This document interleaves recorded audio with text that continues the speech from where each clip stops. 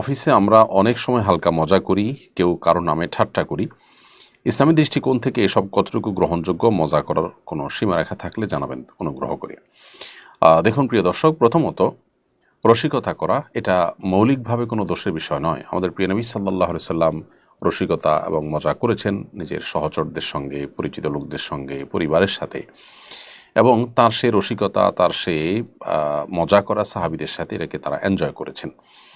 এবং সেই সাথে তিনি রসিকতা সম্পর্কে আমাদেরকে দিক এবং নির্দেশনাও দিয়েছেন, এবং তিনি বলেছেন যে ওই ব্যক্তির জন্য তিনি জান্নাতের দায়িত্ব নিয়েছেন, জান্নাতের মধ্যে প্রাসাদ আল্লাহর কাছ থেকে পাইয়ে নেওয়ার দায়িত্ব নিয়েছেন, যে ব্যক্তি মিথ্যা বলে না, যদিও সেটা ঠাট্টা করে, বিদ্রূপ করেও।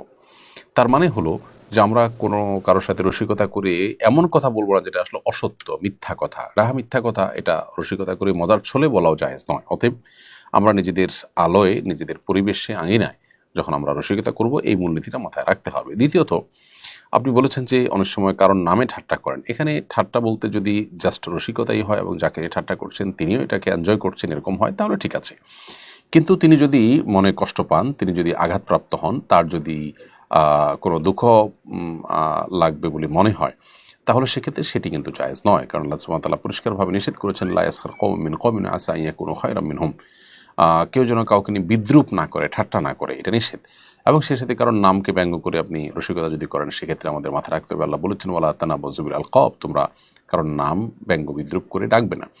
তো এই বিষয়গুলো আমাদেরকে মাথায় রাখতে হবে। এছাড়া আপনি যদি কাউকে নাম ধরে ডাকেন, নামকে একটু এদিক সেদিক করে বলেন, এটাকে তিনিও এনজয় করছেন, এটা জাস্ট রসিকতার ছলে, এবং তিনিও সেভাবেই নিচ্ছেন তাকে তাচ্ছিল্য করবার জন্য, অথবা তিনি মনে কষ্ট পাবেন সেরকমভাবে আপনি যদি না বলে থাকেন, তাহলে ইনশাআল্লাহ এগুলো জায়েজ রয়েছে।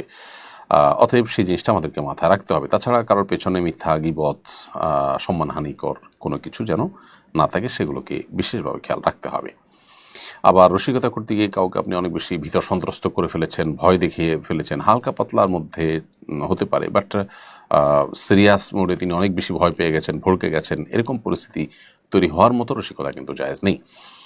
সাহাবীদের কেউ কেউ এরকম করলেন, নবী সাল্লাল্লাহু আলাইহি ওয়াসাল্লাম সেটাকে সতর্ক করেছেন। এর ফলে একজন দুর্বল হার্টের রোগী অসুস্থ হয়ে পড়তে পারেন, দুর্ঘটনা ঘটতে পারে। সবচেয়ে বড় কথা হলো যে কাউকে ভয় দেখানো এটা মৌলিকভাবে জায়েজ নয়। অতএব এই মূলনীতিগুলো মাথায় রেখে আমরা রসিকতা করতে পারি।